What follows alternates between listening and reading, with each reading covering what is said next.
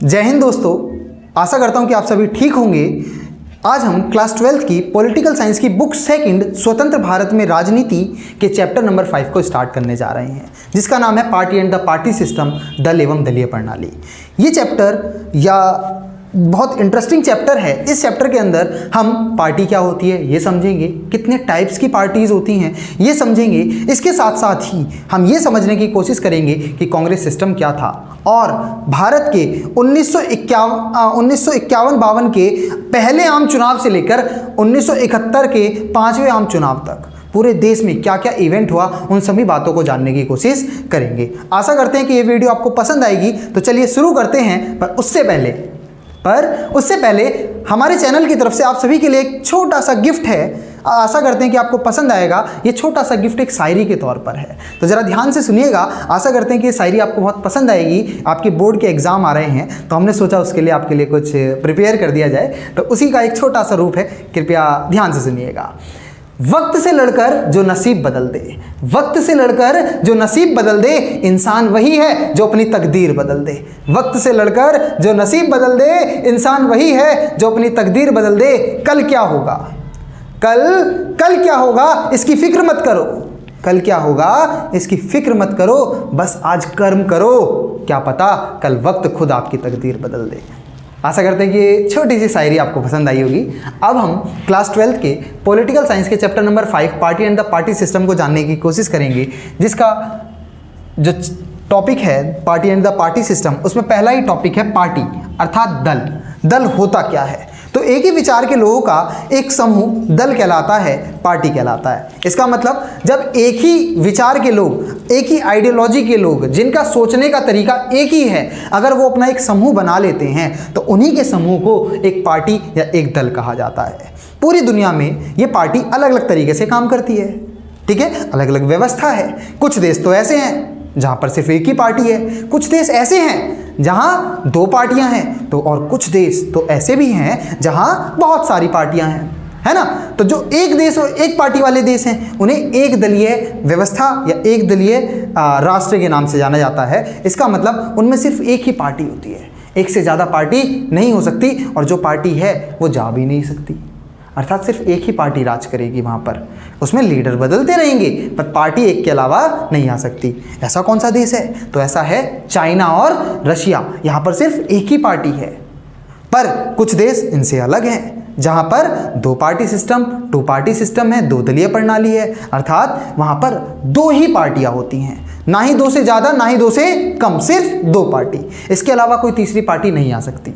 इतनी बात समझ में आ रहा है? ये 2 ही पार्टियां हैं, इसी में से एक जीतेगी तो दूसरा विरोधी होगी, और अगर दूसरी जीतेगी तो पहला उसके गलत कामों का अपोज करेगी, जिससे व्यक्तिगत पूजा का खतरा कम हो सके और देश तानाशाही ना हो सके और अच्छे से काम हो सके। ये प्रणाली अमेरिका जैसे विकसित देशों में है, ठीक है, ये प्रणाली अमेरिका के अंदर है। और तीसरी दल की तीसरा टाइप है बहुदलीय प्रणाली, मल्टी पार्टी सिस्टम। ये मल्टी पार्टी सिस्टम हमारे देश में है।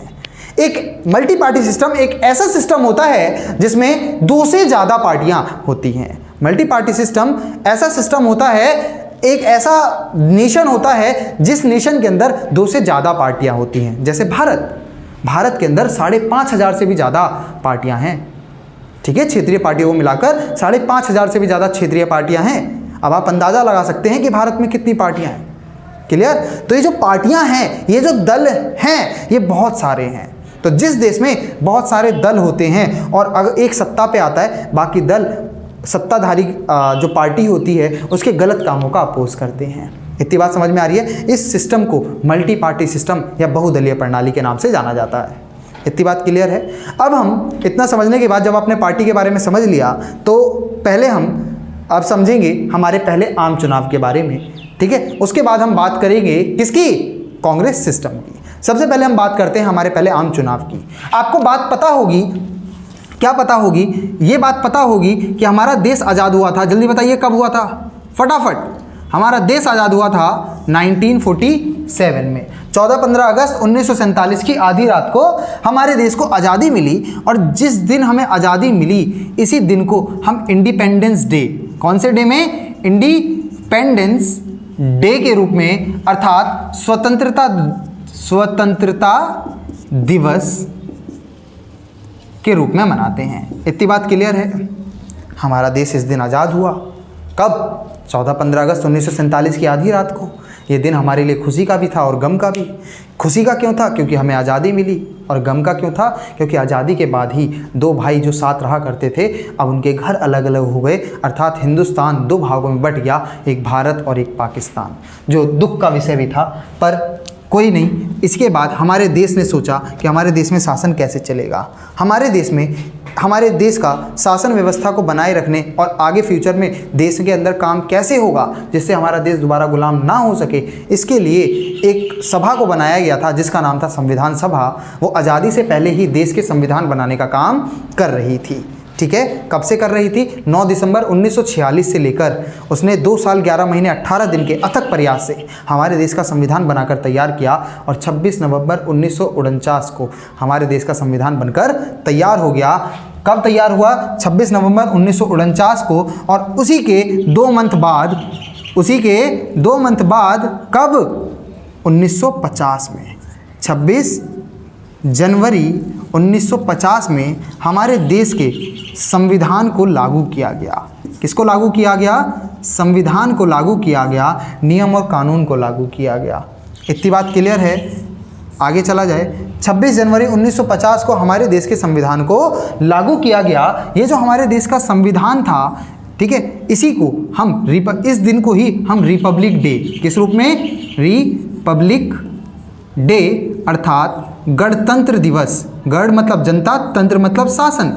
एक ऐसा हमारे संविधान में एक ऐसा रूल बताया गया था जिसमें हमारे देश पे हमारे ही लोगों का शासन होगा। तो इस दिन से हमारे देश पर हमारे ही लोगों का शासन हुआ, इसीलिए इस डे को हम गणतंत्र दिवस के रूप में मनाते हैं।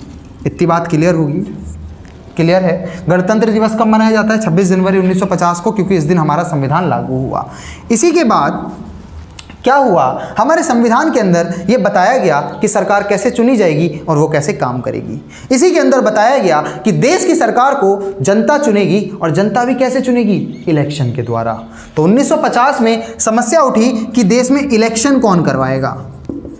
समस्या उठी कि इलेक्शन कौन करवाएगा। तो हमारे उस समय के सत्ताधारी नेताओं के द्वारा एक कमीशन बनाया गया जिसका काम ही था सिर्फ इलेक्शन करवाना। क्या करवाना? इलेक्शन करवाना, अर्थात चुनाव करवाना। जिस वजह से इस आयोग को नाम दिया गया इलेक्शन कमीशन, चुनाव आयोग कमीशन। ठीक है, चुनाव आयोग। इतनी बात क्लियर है। इस चुनाव आयोग को जिम्मा दिया गया कि हमारे देश में करवाएगा इलेक्शन। कब? इसका निर्माण मार्च 1950 में किया गया था। इलेक्शन कमीशन कब बनाया गया? 1950 में इसको जिम्मेदारी दी गई कि देश के अंदर कराएगा इलेक्शन। क्लियर? अब इलेक्शन कमीशन के पास जिम्मेदारी है कि इलेक्शन करवाए। तो इलेक्शन करवाने के लिए हमारा जो इलेक्शन कमीशन था, कौन था? Election commission. इसे देश में करवाने थे वोट मतलब लोग वोट देंगे, चुनाव करवाने थे, इलेक्शन करवाने थे। क्या करवाने थे? चुनाव करवाने थे। लोगों को वोट देना था अपना। तो लोग वोट देंगे। पर उस समय तो हमारा देश आज़ाद, ब्रिटिशों से आज़ाद हुआ था, है ना? ब्रिटिशों से आज़ाद हुआ था, जिस वजह से हमारे देश को इलेक्शन करवाने का एक्सपीरियंस नहीं था। हमारे पास अच्छी टेक्नोलॉजी नहीं थी। ये तो फिर भी छोटी समस्या है। आपको पता है हमारे देश में उस समय केवल 16% लोग पढ़े लिखे थे। और पढ़े लिखे ही पता है किसे माना गया था? वो लोग जो सिर्फ अपना नाम लिखना जानते हैं, उन लोगों को पढ़ा लिखा माना गया था। ठीक है, या अपना नाम लिख या पढ़ सकते हैं, उन्हें ही पढ़ा लिखा माना गया था। उसके बाद भी हमारे देश में पढ़े लिखे या साक्षर लोगों की आबादी केवल 16% थी। और इससे भी दुख की बात क्या थी कि इसमें 6% सिर्फ महिलाएं थी। आ रही बात समझ में? तो ये बहुत बुरी हालत थी हमारे देश में। और हमारा देश उस समय अशिक्षित देशों में गिना जाता था और डेवलप्ड देशों का, अमेरिका और ब्रिटेन जैसे देशों का ऐसा मानना था कि इंडिया एक अनएजुकेटेड देश है और यहाँ पर इलेक्शन ज़्यादा सफल नहीं हो पाएगा। और कुछ टाइम पर नेहरू जी अपने जीते जीते ये देख लेंगे कि भारत का शासन कैसे तबाह हो रहा है, या भारत कितने भागों में टूट रहा है, या भारत के इलेक्शन कैसे फेल हुए। ऐसा ब्रिटिशों के द्वारा, विदेशियों के द्वारा किया गया था। इसी बात को अपना एक चैलेंज बनाते हुए हमारे देश के चुनाव आयोग ने चुनाव आयोग ने हमारे देश में इलेक्शन करवाने की कोशिश करी और इस चुनाव आयोग के हेड के तौर पर चुने गए। जैसे आपका स्कूल होता है, स्कूल के एक हेड होते हैं ना जिन्हें प्रिंसिपल कहा जाता है, ऐसे ही चुनाव आयोग है। चुनाव आयोग के हेड को कहते हैं चुनाव आयुक्त। क्या कहते हैं? चुनाव आयुक्त, है ना। तो प्रिंसिपल का भी जैसे नाम होता है तो ये चुनाव आयुक्त है, ये एक पोजीशन है, जैसे स्कूल में प्रिंसिपल की पोजीशन होती है। पर अब हर किसी के स्कूल के प्रिंसिपल का नाम अलग होता है या नहीं, वैसे ही सेम यहाँ पर भी जो चुनाव आयुक्त थे उनका नाम था सुकुमार सेन। क्या नाम था? सुकुमार सेन। ये सुकुमार सेन चुनाव आयोग के हेड थे। ये हमारे देश के फर्स्ट इलेक्शन कमिश्नर थे, पहले चुनाव आयुक्त थे जिनकी जिम्मेदारी थी हमारे देश में इलेक्शन करवाना। इन्होंने देखा कि भारत में बहुत कम लोग पढ़े लिखे हैं और उन्हें इलेक्शन के बारे में नॉलेज भी नहीं है। कैसे उनसे इलेक्शन करवाया जाए जिससे देश में निष्पक्ष चुनाव हो सके और सरकार अच्छे से कार्य कर सके और एक सही सरकार चुनकर सत्ता पर आ सके। इतनी बात क्लियर है। इन्होंने सबसे पहला चैलेंज ये देखा कि देश के अंदर वो कौन से लोग हैं जो वोट में इलेक्शन में पार्ट लेंगे। क्या देखा इन्होंने? कि वो कौन से लोग हैं जो इलेक्शन में पार्ट लेंगे। इस बात को इलेक्शन करवाने के लिए वो कौन से लोग हैं जो इलेक्शन में पार्ट लेंगे, इन्होंने इस चीज़ को नोटिस किया, ठीक है। और उसके लिए 21 साल एज डिसाइड थी, ठीक है, जिसके बेसिस पे इन्होंने पूरे गांव-गांव, शहर-शहर जाकर इन्होंने डाटा कलेक्ट किया कि वो कौन से व्यक्ति हैं जिनकी उम्र दी गई 21 साल से ज़्यादा है और वो वोट देने के लायक हैं। आ रही बात समझ में? दी गई निर्धारित एज से ज़्यादा एज है और वो वोट करने के लायक हैं, उन व्यक्तियों को चुनना पहला उद्देश्य बनाया गया। इतनी बात क्लियर है ना, कि वो कौन कौन से व्यक्ति हैं जो इलेक्शन में पार्ट ले सकते हैं। उसके लिए इलेक्शन कमीशन ने एक कमेटी बनाई, गांव-गांव भेजा, जिसकी जिम्मेदारी थी डाटा को कलेक्ट करना। पर वो लोग तो विचित्र और बड़े बेहतरीन आदमी थे। गांव-गांव पहुँचे, गांव पहुँचने के बाद गांव के से मिले मुखियाओं से, मुखिया के पास गए, कहा और मुखिया जी क्या हाल है? मुखिया जी ने कहा अरे बेहतरीन हाल है हमारे तो। कहते हैं अच्छा मुखिया जी ये बताओ। मुखिया जी चाय वाय पिलाते हैं, पूछते हैं अरे भैया कैसे आना हुआ, कैसे आज सरकार ने आपको हमारे घर का रास्ता दिखा दिया? वो कहते हैं कुछ नहीं साहब, सरकार ने हमें गाँव-गाँव जाके उन व्यक्तियों का डाटा कलेक्ट करने के लिए कहा है जिनकी उम्र 21 से ज़्यादा है। हम आए हैं इसी काम से। तो आपको पता है गाँव में कौन कौन 21 से ज़्यादा है? तो प्रधान जी कहते हैं अरे हमें नहीं पता होगा, हम गाँव के प्रधान हैं। हाँ बिल्कुल पता है, पूछो। वो कहते हैं अच्छा बताइए। वो कहते हैं हम हैं, हम देखो दिख नहीं रहे तुम्हें, हम 40 से ज़्यादा हैं। कहते हैं अच्छा तो गांव के प्रधान, पहला उन्होंने नाम लिख लिया गांव के प्रधान, ठीक है। इनका भी कुछ भी नाम लिख लो, मुन्नन लाल लिख लो, ठीक है, मुन्नू लाल, ठीक है, गांव के प्रधान मुन्नू लाल, ठीक है। उन्होंने कहा अच्छा और कौन कौन है? वो कहते हैं हमारी धर्मपत्नी है। क्या कहते हैं? हमारी धर्मपत्नी है, जो क्या कर सकती है? 21 साल से ज़्यादा है, जो वोट में पार्ट कर सकती है। तो दूसरा नाम लिखा गया मुन्नू लाल की पत्नी। तीसरा नाम लिखा गया मुन्नू लाल के पिता। ऐसे लिखा गया मुन्नू लाल की माता। फिर रामू, ऐसे पड़ोसी है ना, इनका पड़ोसी था रामू, तो रामू के पिता। ऐसे ही करके सारी की सारी लिस्ट को तैयार किया गया। अब ये लिस्ट लेके पहुंचे चुनाव आयुक्त के पास। सुकुमार सेन ने देखा, ये कह रहे अरे ये क्या लिया है, ये इस लिस्ट से इलेक्शन करवाएंगे हम, हैं इस लिस्ट से इलेक्शन करवाएंगे? ये इनकी कोई आइडेंटिटी है या नहीं? मुन्नू लाल की पत्नी की खुद उसका कुछ नाम है या नहीं? बताओ, है या नहीं? होगा। तो इन्होंने गलत लिस्ट कलेक्ट करी, जिस वजह से चुनाव आयुक्त ने इस लिस्ट को करा कैंसिल और देखा कि वो क्या कमी थी जिसकी वजह से इस प्रकार का रिजल्ट आया, ठीक है। तो उन्होंने देखा कि गांव और शहर, ठीक है, गांव के अंदर मतलब जो महिलाएं होती हैं उनसे गांव के आदमी जैसे इनकी जो कमेटी भेजी थी उसमें मेन आदमी थे, वो जो गए तो उनकी बात सिर्फ आदमियों से हुई, क्योंकि गांव के अंदर पहले के समय में महिलाओं को पराये मर्दों से मिलने या बात करने की इजाज़त नहीं हुआ करती थी। चुनाव आयोग ने इस कमी को देखा और एक नया कमीशन बनाया, नया ग्रुप बनाया, जिसके अंदर उसने फीमेल्स को भी रखा और मेल्स को भी रखा। मेल्स और फीमेल्स का ये ग्रुप गांव-गांव गया और इसने डाटा कलेक्ट किया। क्या किया? डाटा कलेक्ट किया, जिसमें अब मेल की भी जानकारी थी। मेल व्यक्तियों ने मेल से डाटा कलेक्ट किया, उनका पूरा नाम सुना, लिखा और समझा और उनकी एज को लिखा। और महिलाओं ने जाके महिलाओं के नाम और उनके डेट ऑफ बर्थ और सारी चीज़ों को कलेक्ट किया। और उसके बाद ये एक नई लिस्ट तैयार की गई और इस पूरी लिस्ट में करीब पहली जो थी वो तो 1950 के नवंबर दिसंबर तक बन गई थी, पर सेकंड लिस्ट को दोबारा से बनाने तक 1951 के करीब अगस्त तक का टाइम लग गया था। अगस्त 1951 तक का करीब टाइम लग गया था दोबारा से न्यू लिस्ट को बनाने के लिए। ठीक है, अब जब इसमें पूरा डाटा वाटा दोबारा कलेक्ट किया गया, लिस्ट तैयार हुई, तो इस लिस्ट के बेस पे होंगे इलेक्शन। क्या होंगे? इलेक्शन। अब ये लिस्ट सही से हुई, इसके नाम पर चिट जारी की गई कि कौन कौन वो व्यक्ति हैं जो वोट में पार्ट लेंगे। इतनी बात क्लियर है। उसके बाद क्या हुआ, तो इलेक्शन के अंदर, किसके अंदर? इलेक्शन के अंदर ये देखा गया कि वो कौन कौन से व्यक्ति हैं जो इलेक्शन में पार्ट लेंगे, वो तैयार हो गई। और उसके बाद देश में करवाना था इलेक्शन। क्या करवाना था? इलेक्शन। सभी चीज़ों को देखकर क्या करा चुनाव आयोग ने, ये देखा कि देश के अंदर बहुत कम लोग हैं जो पढ़े लिखे हैं, एजुकेटेड हैं, टेक्नोलॉजी की भी बहुत कमी है। कैसे हम एक निष्पक्ष और सही चुनाव करवा सकें, इसके लिए इन्होंने चुनाव आयोग ने करीब 3 लाख से भी ज़्यादा लोगों को ट्रेन किया। क्या किया? ट्रेनिंग दी। क्या दी? ट्रेनिंग दी, प्रशिक्षण दिया कि कैसे वो गांव-गांव जाएंगे और इलेक्शन की इंपॉर्टेंस को बता पाएंगे और ये बताएंगे कि भैया एक साड़ी के नाम पे वोट नहीं देना, 1000 रुपये के नाम पे वोट नहीं देना, एक पौआ के नाम पे वोट नहीं देना। समझ रहे हैं ना? जैसे हमारे कुछ राजनेता करते हैं, वोट मांगने जाते हैं और अपने अड़ोसी पड़ोसी लोगों को पौआ दे देते हैं और कहते हैं कि भैया हमें वोट दे देना, या बोतल पकड़ा देते हैं, या कहते हैं कि लो भैया 1000 रुपये, भाभी जी लीजिए 1000 रुपये और एक साड़ी, हमें ही वोट देना। वो कहती है हाँ जी बिल्कुल दे देंगे। बात आ रही है ना समझ में? तो ये तो निष्पक्ष चुनाव हो गया। वो एक सही व्यक्ति को नहीं चुन पाते और एक ऐसा व्यक्ति सत्ता में चला जाता है जो चुना तो जाता है पर उनके भलाई की बात नहीं करता, उनकी भलाई का काम नहीं करता। वो लोग छोटे से लालच में आके अपने 5 साल अपने क्षेत्र का विकास पीछे करवा देते हैं और नेता सत्ता पे बैठ के सत्ता का लाभ उठाता रहता है और आराम से करप्शन करता है। यही कुछ रीज़न थे। तो ऐसा करप्शन ना हो, इसी को देखते हुए इलेक्शन कमीशन ने 3 लाख से भी ज़्यादा लोगों को ट्रेनिंग दी, प्रशिक्षण दिया और इन्हें गांव-गांव भेजा लोगों को अवेयर करवाने के लिए।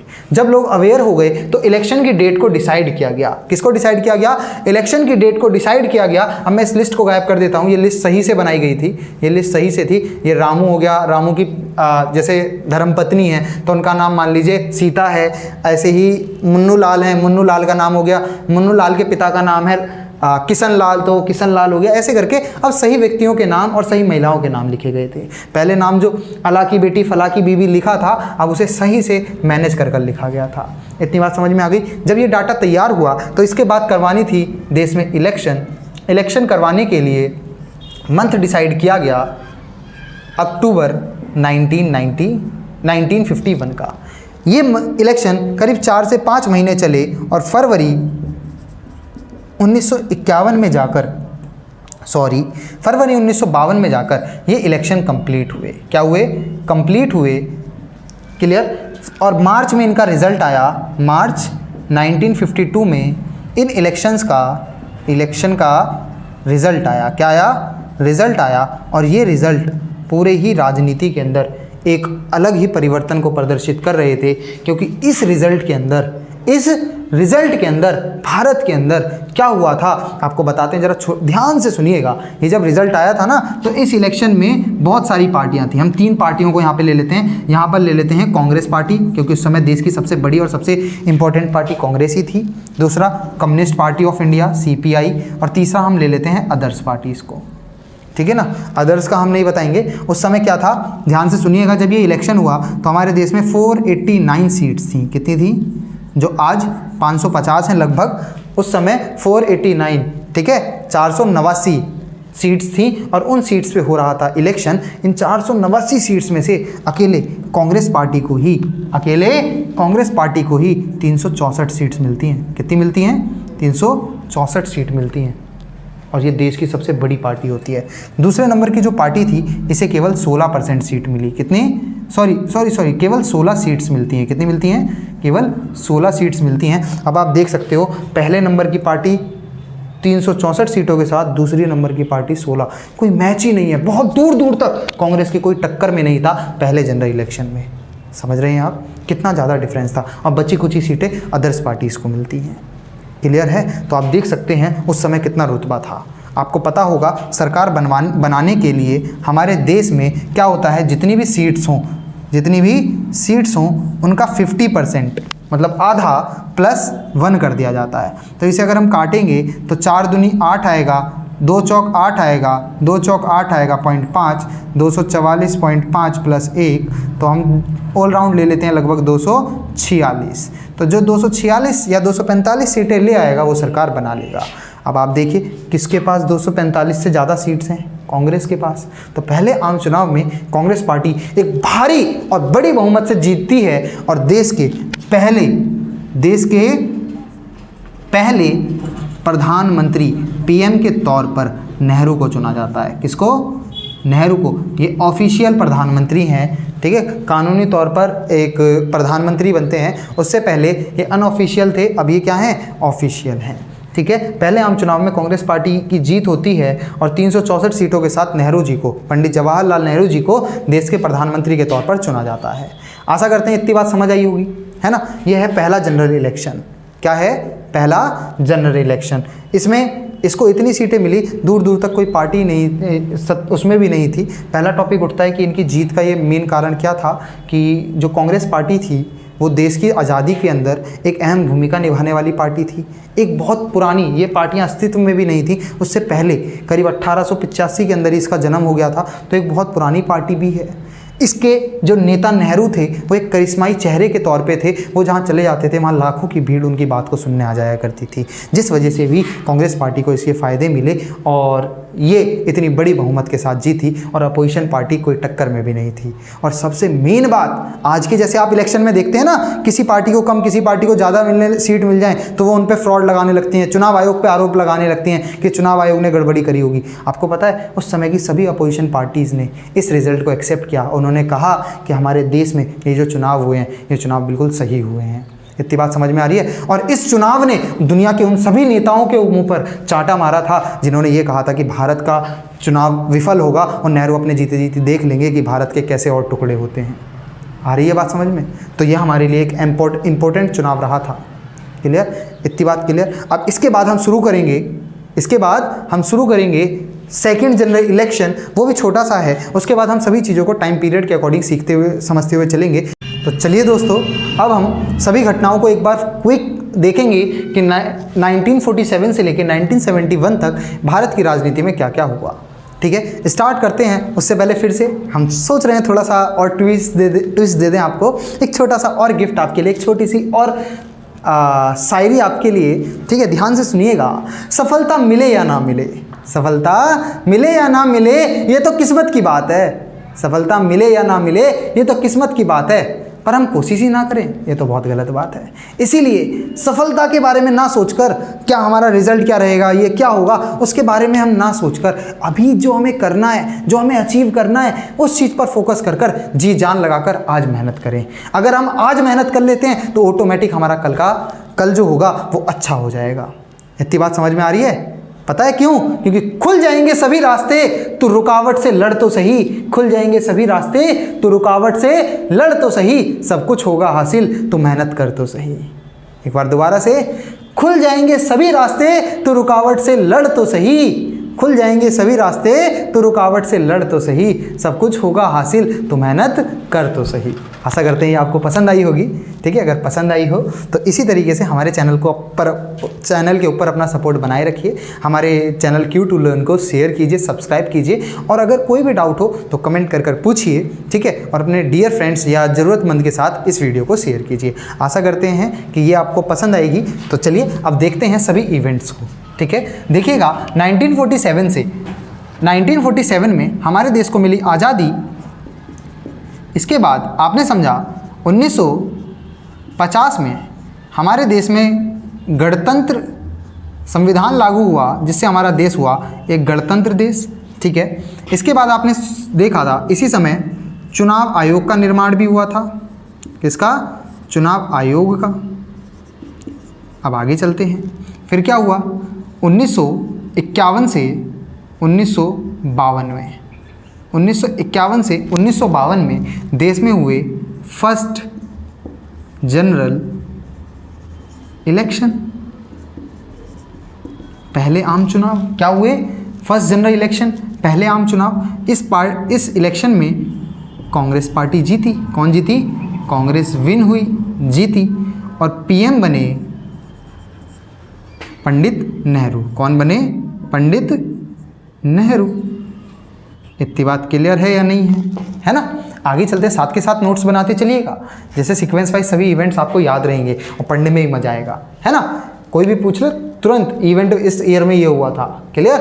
अब आगे चलते हैं। इसके बाद सरकार कितने टाइम तक टिकती है? 5 साल तक। नेहरू जी ने राज किया, 52 में उनकी सरकार बनी, क्योंकि रिजल्ट 52 में आया था, तो 1952 का ये रिजल्ट रहा। इसे ही 1952 का चुनाव भी कहा जाता है। क्या कहा जाता है? 1952 का चुनाव कहा जाता है। इसके बाद 5 साल बाद दोबारा से इलेक्शन हुआ 1957 में। कब हुआ?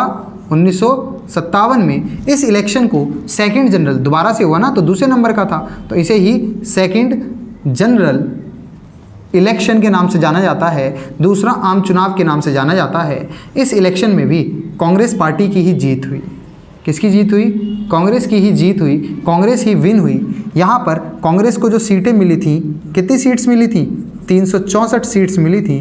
वो सीट्स इस बार बढ़कर कांग्रेस पार्टी की 371 सीट्स हो जाती हैं। कितनी हो जाती हैं? 371 सीट्स हो जाती हैं। पर एक दुख की बात थी कि केरल राज्य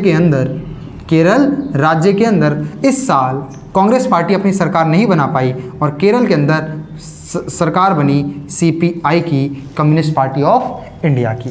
वो बात अलग है, एक डिबेट का विषय था कि 1957 में, ठीक है, केरल सरकार को 1957 में पंडित जवाहरलाल नेहरू जी के द्वारा यहाँ पर राष्ट्रपति शासन लगा दिया गया। क्या लगाया? राष्ट्रपति शासन लगा दिया गया था। आर्टिकल अनुच्छेद 356 के तहत, ठीक है, आर्टिकल 356 के तहत यहाँ राष्ट्रपति शासन लगा दिया गया था। इस पे इसके बाद भी डिबेट चली कि ऐसा नेहरू जी ने क्यों किया, ठीक है। इसके बाद क्या हुआ? ये इलेक्शन हुआ, इसके बाद होगा थर्ड जनरल इलेक्शन 1962 में तीसरा थर्ड जनरल इलेक्शन हुआ। कौन सा हुआ? थर्ड जनरल इलेक्शन, तीसरा आम चुनाव हुआ। इस इलेक्शन के अंदर भी कांग्रेस पार्टी जीती। कौन जीती? कांग्रेस पार्टी जीती और कांग्रेस विन रही और पंडित नेहरू ही, कौन? पंडित नेहरू ही प्राइम मिनिस्टर बने, ठीक है, PM पंडित नेहरू PM बने। इतनी बात क्लियर है।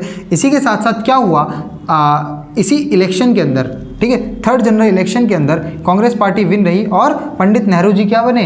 प्राइम मिनिस्टर बने। पर इसी समय एक एक्स्ट्रा इवेंट हो गया था जो थोड़ा भयावह था। हमने इमेजिन भी नहीं किया था कि हमारे साथ कुछ ऐसा हो जाएगा। पर पंडित जवाहरलाल नेहरू इस समय, हाँ एक बात आपको रह गई कि इस समय 361 सीटों से जीतते हैं। कितनी सीटों से? 361 सीट से जीतते हैं।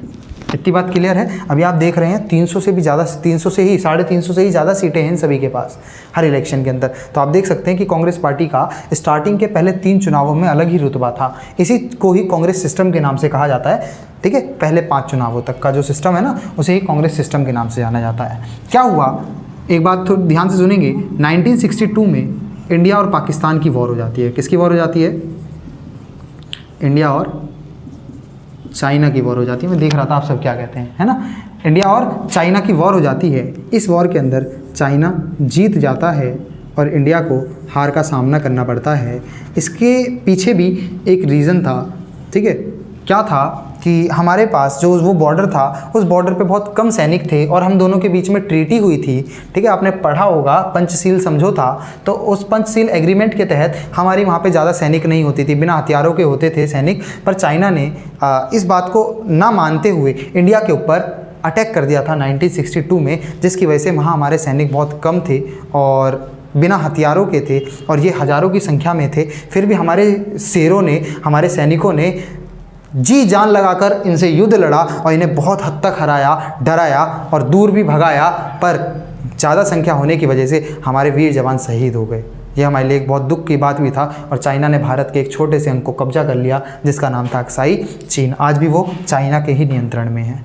इतनी बात क्लियर है। ये इसी वॉर का नमूना है। इसी को देखते हुए आपने देखा होगा फिंगरिंग वाले एरिया में भी वो अकड़ दिखा रहा था, पर उसे याद होगा कि भारत के वीर सपूतों से वॉर लड़ना इतना आसान नहीं है। बेशक भीगी बिल्ली कुछ भी बोलती रहे, पर उससे असर नहीं पड़ता, शेर शेर होता है। आ रही है बात समझ में? तो चलिए अपनी बात को अब आगे बढ़ाते हुए थोड़ी सी और बात समझते हैं। इसी वजह से नेहरू जी की जगह जगह पर थोड़ी बेइज्जती हुई, क्योंकि सरदार वल्लभ भाई पटेल और भी कांग्रेस के बड़े नेताओं ने ये बताया था कि चाइना के साथ संबंध ज़्यादा अच्छे रखना हमारे लिए खतरनाक हो सकता है। क्या हो सकता है? खतरनाक हो सकता है। उन्होंने समझाने की कोशिश भी करी, पर नेहरू जी कहाँ सुनने वाले थे, है ना। नेहरू जी कहाँ सुनने वाले थे। उन्होंने तो एक नारा दिया था, हिंदी चीनी भाई भाई, और हिंदी चीनी भाई भाई स्टार्टिंग में तो अच्छा रहा, पर उसका रिजल्ट ये रहा जिसकी वजह से नेहरू जी की बहुत ज़्यादा बेइज्जती होती है। वो जहाँ रैली में या भाषण देने भी जाते थे, वहाँ संख्या बहुत कम होती थी, जिसकी वजह से, और जो लोग होते थे वो भी उनकी बातों को ध्यान से ना सुनकर या पैसों पर बुलाए हुए लोग होते थे। समझ में आ रहा है? या बहुत कम संख्या में लोग, उनकी जो वैल्यू थी वो धीरे धीरे कम होने लगी, जिस वजह से 1964 में जो 4th जनरल इलेक्शन हुआ, कौन सा हुआ?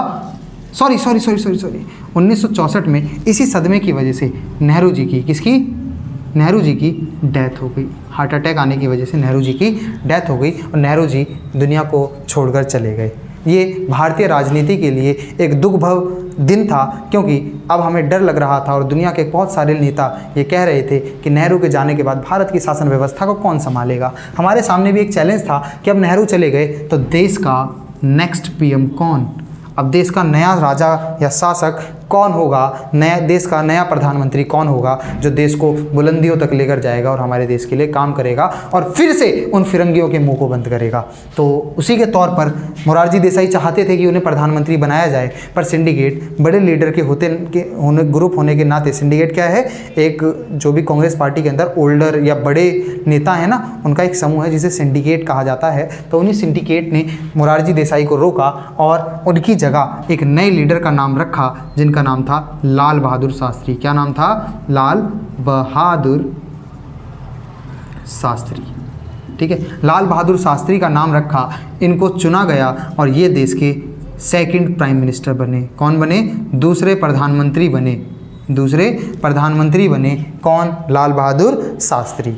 इतनी बात क्लियर है। बहुत बेहतरीन आदमी थे लाल बहादुर शास्त्री। आपको मौका मिले तो इनकी बायोग्राफी ज़रूर सुनिएगा, बहुत बेहतरीन। आज तक की राजनीति में मेरे जो फेवरेट नेता हैं उनमें से एक हैं लाल बहादुर शास्त्री। तो आप ज़रूर इनकी बायोग्राफी को पढ़ने की कोशिश कीजिएगा, देखिएगा, आपको बहुत कुछ जीवन में सीखने को मिलेगा। ठीक है, बहुत सारी बातें इन्होंने कही हैं, एक बार सुनिएगा इनकी, तो आपका सीना भी चौड़ा हो जाएगा। इतनी बात समझ में आ रही है? लाल बहादुर शास्त्री दूसरे प्राइम मिनिस्टर थे देश के। ठीक है, ये देश के दूसरे प्रधानमंत्री के तौर पर कब चुने जाते हैं? 1964 में। फिर क्या होता है? नेक्स्ट ईयर ही 1965 में इंडिया की, किसकी? इंडिया की और पाकिस्तान की वॉर हो जाती है कश्मीर के मुद्दे को लेकर। ठीक है, हम दोनों की, इंडिया और पाकिस्तान की वॉर हो जाती है। ठीक है, जिस वजह से क्या होता है, और इसी समय हमारे देश में आ जाता है अकाल। क्या आ जाता है? Food crisis. मानसून लेट आने की वजह से फसल बर्बाद हो जाती है और देश में फूड की कमी हो जाती है। इन दोनों ही समस्याओं को देखते हुए लाल बहादुर शास्त्री जी एक नारा देते हैं, जिस नारे का नाम है, बहुत फेमस नारा है वो, हम तो बचपन में खूब गाया करते थे, खूब बोला करते थे। क्या है वो? जय जवान जय किसान। इतनी बात समझ में आ रही है? क्या नारा था? जय जवान जय किसान। ठीक है, इसकी वजह से उन्होंने हमारे किसानों और जवानों का हौसला बढ़ाया और इसी का रिजल्ट निकला कि हम अकाल से भी बाहर आए, फूड क्राइसिस को हमने सॉल्व किया और इस वॉर में पाकिस्तान को हार का सामना करना पड़ा। किसका सामना? बहुत बड़ी हार का सामना करना पड़ा और इंडिया जीत गया, जिस वजह से शास्त्री जी की पूरे ही देश में वाहवाही होने लगी और हम दोनों के ही बीच की वॉर को सॉल्व करने के लिए बीच में मध्यस्थता का काम निभाने के लिए आना पड़ा यूएसएसआर को। यूएसएसआर इंडिया और पाकिस्तान के बीच में मध्यस्थता के काम के तौर पर आया, जिसका जिम्मा था हम दोनों के बीच में वॉर को सॉल्व करना। वॉर को सॉल्व करने के लिए 1966 में लाल बहादुर शास्त्री जी को ताशकंद बुलाया जाता है। आज ये ताशकंद कहाँ? ताशकंद। ठीक है, क्या ये? उज्बेकिस्तान की क्या है? कैपिटल है आज ये। पहले ये यूएसएसआर का पार्ट हुआ करती थी, तो वहाँ पर बुलाया जाता है लाल बहादुर शास्त्री जी को। लाल बहादुर शास्त्री जी वहाँ जाते हैं, ट्रीटी पे साइन करते हैं, वॉर को ख़त्म करने की बात करते हैं और वो वॉर ख़त्म कर आने का प्रयास करते हैं, पर आते आते ही ऐसा बताया जाता है कि उनका प्लेन क्रैश होने की वजह से उनकी डेथ हो जाती है। और 10 जनवरी 1966 को हमें ये एक दुख भरी खबर आती है कि हमारे दूसरे प्रधानमंत्री भी इस दुनिया को छोड़कर चले गए हैं।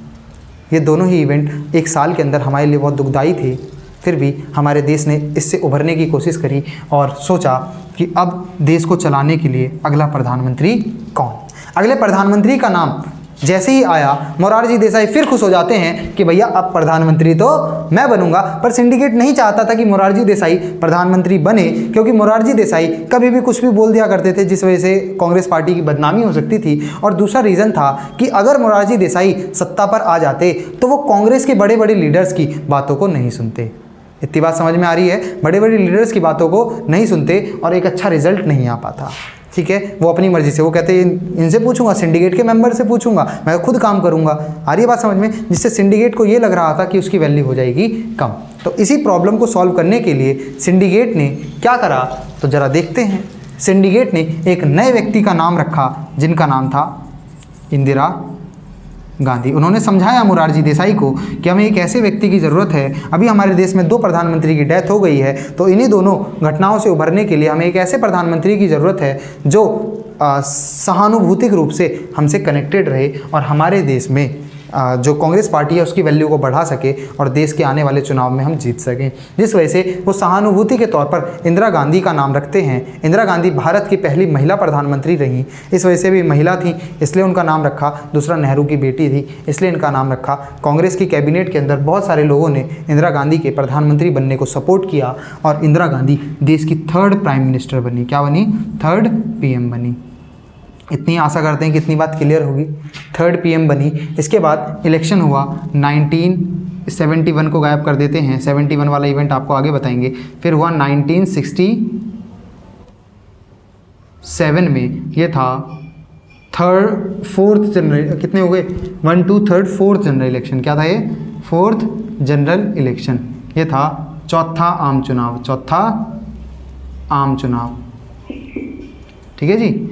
इस चुनाव के अंदर, चौथे आम चुनाव के अंदर इंदिरा गांधी, कौन? इंदिरा गांधी जीतती हैं, PM बनती हैं। ठीक है, पर कांग्रेस पार्टी के लिए ये खबर एक दुखदाई थी, क्योंकि इसमें कांग्रेस को 9 स्टेट्स में, किसमें? 9 स्टेट्स में हार का सामना करना पड़ता है। हार का सामना करना पड़ता है। इतनी बात समझ में आई? कांग्रेस पार्टी को 9 स्टेट्स में हार का सामना करना पड़ता है, तो चौथे जनरल इलेक्शन में। इतनी बात क्लियर है ना? अब इसके बाद क्या होता है, इंदिरा गांधी प्राइम मिनिस्टर तो बनती हैं दोबारा से, ठीक है, पर उनकी सीट्स थोड़ी कम होती हैं, जिस वजह से जो इंदिरा गांधी थी वो सोच रही थी कि अब हम क्या करें। प्रधानमंत्री पद पर होती हैं और वो कुछ इवेंट्स को करने की कोशिश करती हैं। अब देखेंगे कि 1967 के बाद कौन कौन से भारतीय राजनीति में बदलाव आए। उससे पहले आप सभी से उम्मीद करते हैं कि आप इसकी एक स्क्रीनशॉट ले लेंगे, जिससे आपको एक क्लियर रहेगा। ठीक है, अब आगे चलते हैं, नीचे से बात करते हैं। 1967 में आपने देख लिया कि भाई इंदिरा गांधी प्राइम मिनिस्टर बन जाती हैं और 9 स्टेट में उन्हें हार का सामना करना पड़ता है। यही 9 स्टेट में ही जो इस समय गवर्नमेंट्स बनती हैं 9 स्टेट्स के अंदर, वो गवर्नमेंट्स बता देते हैं आपको। इंदिरा PM बनी। क्या बनी? इंदिरा PM बनी। और 9 स्टेट्स में कांग्रेस को हार मिली, कांग्रेस को हार मिली। और क्या हुआ, इसी समय जो 9 स्टेट्स में गवर्नमेंट बनी थी वो गवर्नमेंट कोलिशन गवर्नमेंट थी। कौन सी थी? कोलिशन गवर्नमेंट, अर्थात गठबंधित सरकार थी। कैसी थी? गठबंधित सरकार थी। जब 2 या 2 से ज़्यादा पार्टियां मिलकर सरकार बनाती हैं उसे ही गठबंधित सरकार कहते हैं। अर्थात जब किसी भी एक पार्टी को मेजॉरिटी ना मिले तो 2 या 2 से ज़्यादा पार्टियां मिलकर देश में सरकार बनाने या चलाने की कोशिश करती हैं, उसी ग्रुप को गठबंधन की सरकार या गठबंधन का दौर कहा जाता है। अभी दौर आया नहीं है, दौर गठबंधन का दौर 1989 में चैप्टर नंबर 9 के अंदर आप पढ़ेंगे। ठीक है, भारतीय राजनीति में नए बदलाव वाले चैप्टर में पढ़ेंगे। अभी तो सिर्फ यहाँ पर कोलिशन गवर्नमेंट स्टेट लेवल पर शुरू हुई है, उसमें फिर हमारे देश में शुरू होती है और बार बार कई सारे प्रधानमंत्री बदलते हैं, उनके बारे में भी समझेंगे। 1967 का इवेंट क्लियर होता है। इसके बाद घटना घटती है जल्दी से, कब? फटाफट, क्विक। 1969 में। 1969 में देश में होते हैं प्रेसिडेंट के, किसके? प्रेसिडेंट बोले तो राष्ट्रपति के। किसके? राष्ट्रपति के चुनाव होते हैं और राष्ट्रपति के चुनाव के तौर पर क्या होता है, जो कांग्रेस पार्टी होती है, ये चुनाव बड़े विचित्र चुनाव है। इसी चुनाव की वजह से कांग्रेस पार्टी दो भागों में टूट गई थी, एक कांग्रेस ओ और एक कांग्रेस आर। देखते हैं कैसे। जो राष्ट्रपति पद का चुनाव हुआ है, किसका, प्रेसिडेंट का चुनाव होना था। इस चुनाव में कांग्रेस पार्टी ने, किसने, कांग्रेस ने एक लीडर को सपोर्ट किया, ठीक है, जो कैबिनेट के स्पीकर थे। क्या थे, लोकसभा के स्पीकर थे, लोकसभा के स्पीकर थे। इन्हें कांग्रेस पार्टी ने सपोर्ट किया, क्या करने के लिए, राष्ट्रपति बनने के लिए। इनका नाम था एन संजीवा रेड्डी। क्या नाम था, एन संजीवा रेड्डी। ये स्पीकर थे लोकसभा के, ठीक है। तो कांग्रेस पार्टी ने इन्हें सपोर्ट किया कि भैया आप राष्ट्रपति पद का चुनाव लड़िए। इतनी बात समझ में आ रही है। पर एन संजीवा रेड्डी की इंदिरा गांधी से नहीं बनती थी, इनकी थोड़ी उतार चढ़ाव रहती थी इंदिरा गांधी से। तो क्या हुआ, इंदिरा गांधी ने हिडन तौर पर वाइस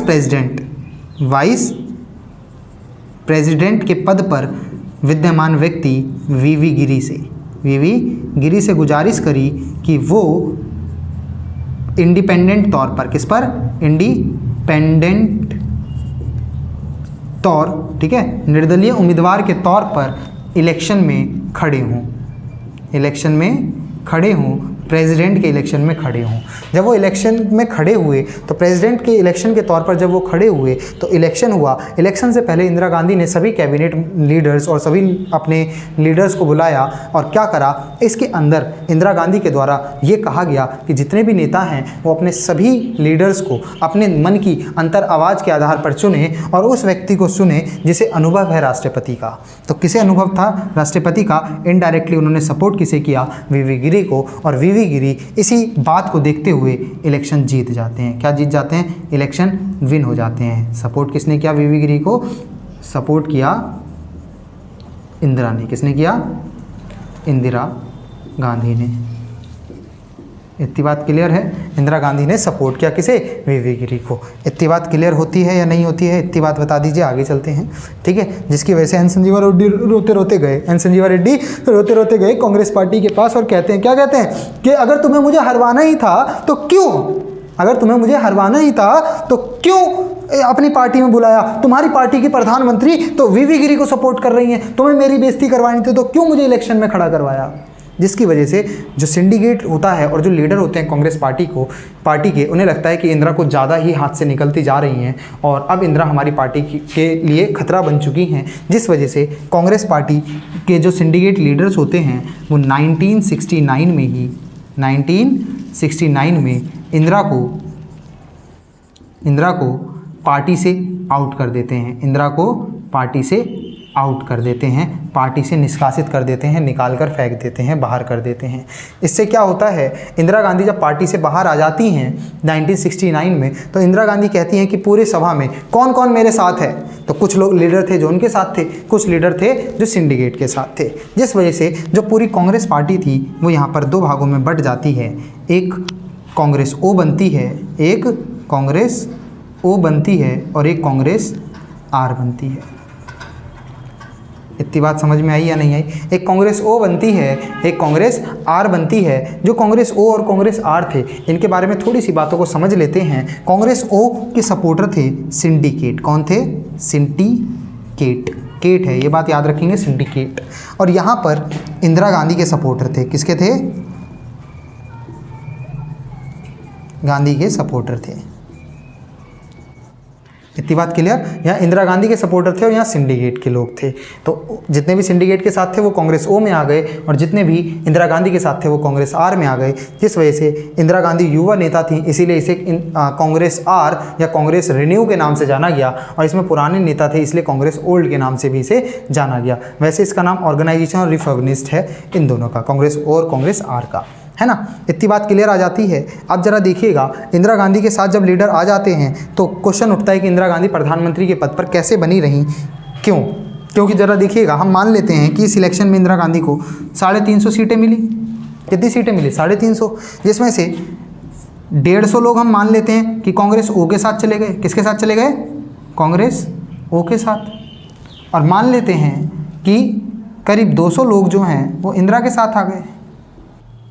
और अगर हम देश में मान लें कि 500 सीट्स हैं, 500 में से 50% होती हैं 250 प्लस 1, तो क्या 251 सीटें किसी पार्टी के पास बची? क्या कांग्रेस आर पे 51 सीटें हैं? नहीं। तो क्या ये सरकार बना पाती? नहीं। तो इंदिरा गांधी क्या प्रधानमंत्री रह पाती?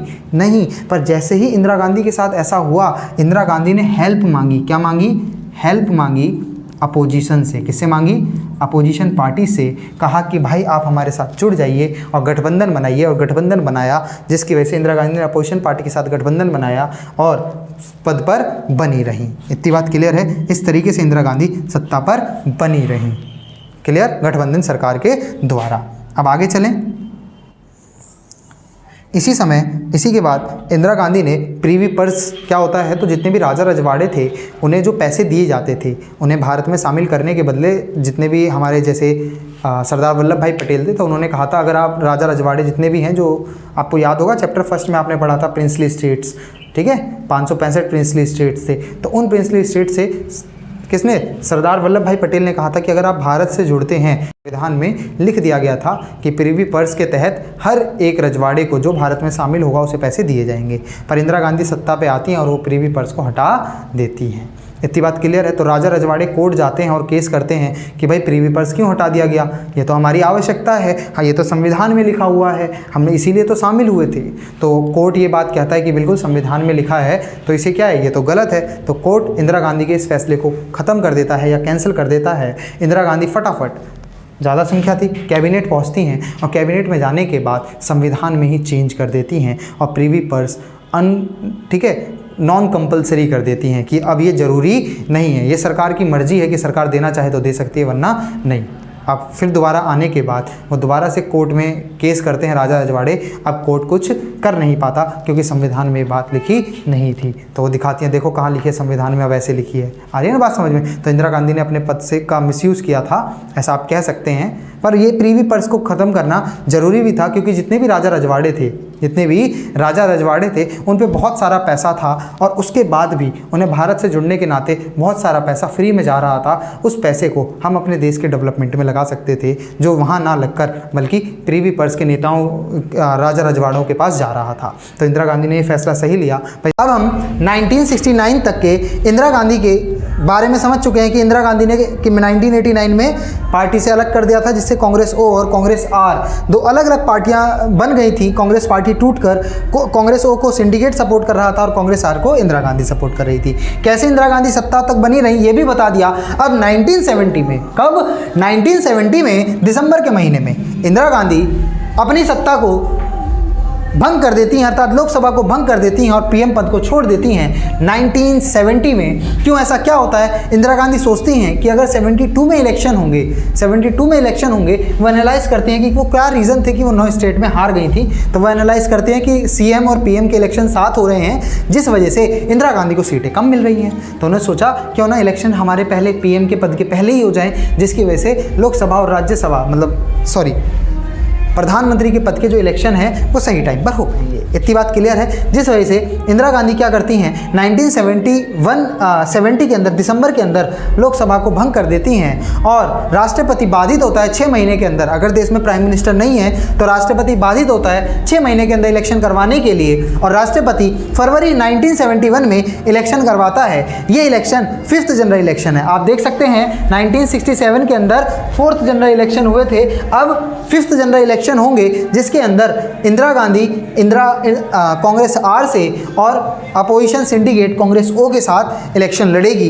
कांग्रेस ओ क्या करती है, अपने साथ उसे डर होता है कि वो जीत पाएगी या नहीं जीत पाएगी। उसे बड़े बड़े लीडर्स को तो घमंड होता है कि हम तो जीत पाएंगे, हमारे सामने का इंदिरा टिक पाएगी। फिर भी अपनी पार्टी को सत्ता में लाने के लिए कांग्रेस ओ अपोजिशन पार्टी के साथ समूह बनाकर, गठबंधन बनाकर सरकार बनाने की कोशिश करती है। इतनी बात क्लियर है। गठबंधित सरकार के साथ सरकार बनाने की कोशिश करती है, और जो गठबंधित सरकार का एक ग्रुप है, इस पूरे ही ग्रुप को ग्रेट अलायंस या ग्रैंड अलायंस के नाम से जाना जाता है। और इसने नारा दिया था, ग्रेट या ग्रैंड अलायंस ने, जो अपोजिशन पार्टी का बनाया गया था 1971 में, इसने नारा दिया था इंदिरा हटाओ। इंदिरा ने कहा कि ये चाहते हैं, 1971 के इलेक्शन में कहा ये चाहते हैं इंदिरा हटाओ, मैं चाहती हूँ गरीबी हटाओ। उनके पास काम करने का कोई मोटिव नहीं है, वो सिर्फ मुझे हटाना चाहते हैं, पर मैं आप लोगों के लिए काम करना चाहती हूँ। इसीलिए इंदिरा लाओ, देश से गरीबी हटाओ, ऐसा नारा इंदिरा गांधी ने दिया और इसका एक जादुई प्रभाव पड़ा और इंदिरा गांधी 1971 का इलेक्शन जीत गई, विन हो गई। इतनी बात समझ में आई। आशा करता हूँ 1971 तक के आपको ये सारे इवेंट्स क्लियर होंगे। अगर आपको हमारी वीडियो पसंद आई हो, लाइक कीजिए, शेयर कीजिए, सब्सक्राइब कीजिए और आपको जो सबसे बेस्ट टाइम लगा हो वो मुझे बताइएगा कमेंट करके, और आपको जो कमी लगी हो उसको भी कमेंट करिएगा। और please like, share and subscribe कीजिएगा, जिससे हमारा मोटिवेशन बढ़ सके और हम भी आप सभी के लिए ऐसे नए नए कंटेंट्स को लाते रहें। धन्यवाद। जय हिंद।